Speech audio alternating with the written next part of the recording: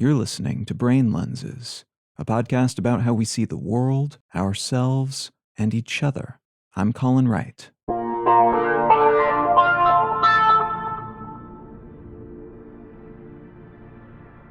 The term ghost knowledge refers to information and understandings that exist or have existed within the minds of people who for some reason no longer make that information or those understandings available to other people. This may be because the one person at a mechanic shop who knew how to repair a very specific component of an older, very niche model of car has retired. It may be that the one administrative worker responsible for filing a collection of paperwork that's only accessed and updated once a decade was downsized or passed away. The unfortunate reality is that when knowledge becomes ghost knowledge, we collectively lose that knowledge for all practical purposes. It's as if the time invested in learning it just disappeared, instead of becoming a long-lasting asset that serves the relevant community long into the future. Scaled up and applied to different types of groups, this is sometimes called organizational or institutional amnesia, the opposite of organizational memory. Within such organizations, this issue is often only recognized in the midst of a crisis. Sprawling business interests that survived a war, for instance, will have an advantage if another war breaks out because of what they learned the first time around, but only if they can remember those lessons by encouraging employees to pass them on to other employees or to future employees via some other more formal archival mechanism. Organizations that struggle through a scandal, likewise, will invest time, energy, and resources in making it through that scandal, and many of those investments will prove valuable if another scandal emerges in the future. If their institutional memory fails to retain that hard-earned information, though, the second time around will be just as difficult and slapdash as the first. Nothing will have been gained long-term from those earlier investments.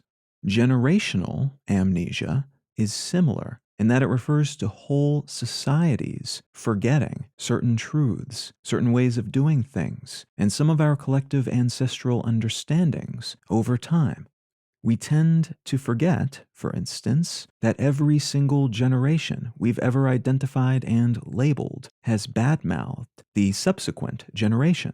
This kids these days effect has been identified through historical assessment, but we seldom note it as we're doing it, because each new generation, from our contemporary perspective, lacking historical context, seems uniquely bad. Large-scale societal amnesia of this kind can be dangerous because it can cause us to forget previous norms, replacing them with new ones that fail to take historical precedent into account, shifting baseline syndrome, and that, in turn, can blind us to potentially harmful changes to those norms over time. Forgetting what it's like to live in a world that is unconnected by the internet and other such always-on technologies that are casually accessed through an array of easy-to-use devices, for instance, can distance us from other ways of living, other ways of communicating and engaging and connecting. This can limit our range of thinking because we may come to have trouble imagining a world in which we're not all nodes in such networks. That could become the default starting point of our thinking, rather than a single branch on a many-branched tree. We can also, over time, forget what it was like to have passenger pigeons flying around, a species that was formally declared to be extinct in 1914. We can forget what it's like to have temperatures within a certain range and weather events of a certain magnitude. We can forget, very quickly as it turns out, what it's like to live in a world without antibiotics, an antimicrobial treatment that was only introduced in its most rudimentary form in 1928, more than a decade after the extinction of the passenger pigeon, but which has since changed essentially everything about modern medical practices. As a consequence of overprescription, overuse, and misuse of antibiotic substances, we are identifying more and more superbugs that are immune to most, or in some cases all, currently available antibiotics. which means that there could be at some point in the near future a period in which treatments of this kind are no longer reliable, at least not in the same way they are today. And we may find ourselves fumbling through tough pre-1928 medical realities with which folks living today have no direct experience, and potentially no organizational memory-based experience either.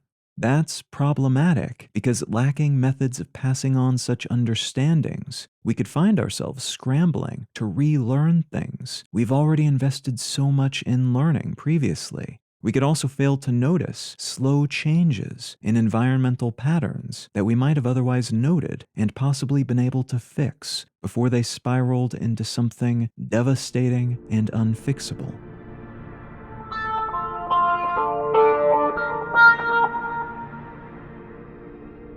You can find out more about brain lenses, including transcripts of each episode and information about how to become a supporter, in return receiving an additional episode of the show each week at brainlenses.com. And you can check out my other podcasts at understandery.com.